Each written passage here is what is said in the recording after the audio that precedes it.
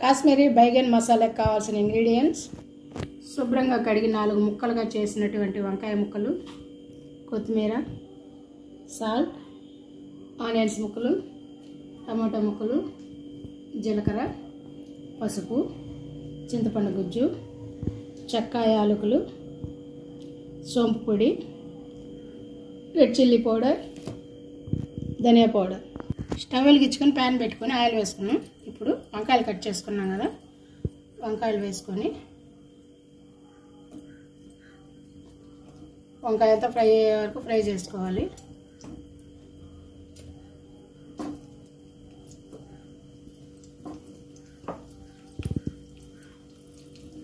బాగా ఫ్రై అయిపోయినండి. తర్వాత అదే ఆయిల్లో ఆనియన్స్ వేసుకొని బ్రౌన్ కలర్ వచ్చే వరకు బాగా ఫ్రై చేసుకోవాలి.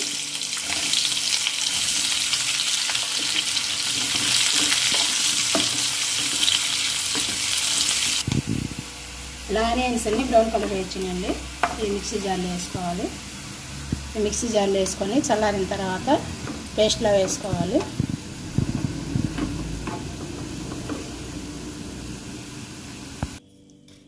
అదే ప్యాన్లో జీలకర్ర,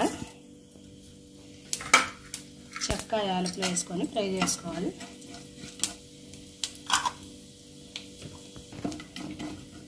ఇవన్నీ బాగా ఫ్రై అయినండి. మనం టమాటా ముక్కలు తీసుకున్నాం కదా, టమాటా ముక్కలు వేసుకొని ఫ్రై చేసుకోవాలి.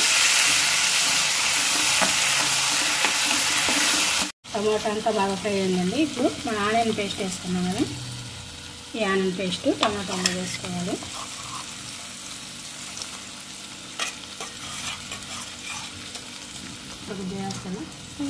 ఈ ఆనియన్ పేస్ట్ అంతా టమాటా ముక్కలకు పట్టే వరకు మిక్స్ చేసుకోవాలి.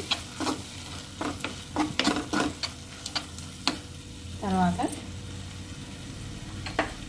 కొద్దిగా పసుపు, తగినంత సాల్ట్, తర్వాత చిల్లీ పౌడర్. స్పైసీగా కావాలంటే కొద్దిగా ఎక్కువ వేసుకోవచ్చు. ఇవన్నీ వేసుకొని కొద్దిగా మిక్స్ చేసుకోవాలి.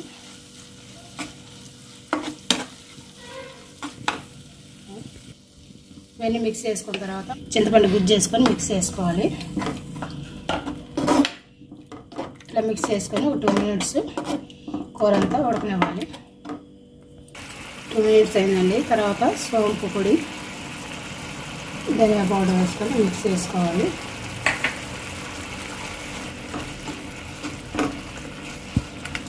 ఇవి మిక్స్ చేసుకున్న తర్వాత ఒక 1/2 కప్పు వాటర్ వేసుకోవాలి. 1/2 కప్పు వాటర్ వేసుకొని మనం వంకాయలు ఫ్రై చేసుకున్నాం కదా, వంకాయలు వేసుకొని ఒక 5 మినిట్స్ మీడియం ఫ్లేమ్ పెట్టుకొని కూర అంతా మగ్గనివ్వాలి.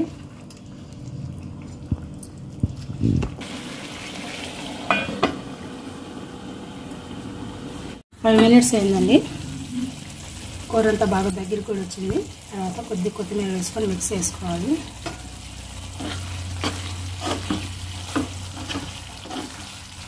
చూడండి, కర్రీ అంతా చాలా గుత్తగా ఉందండి.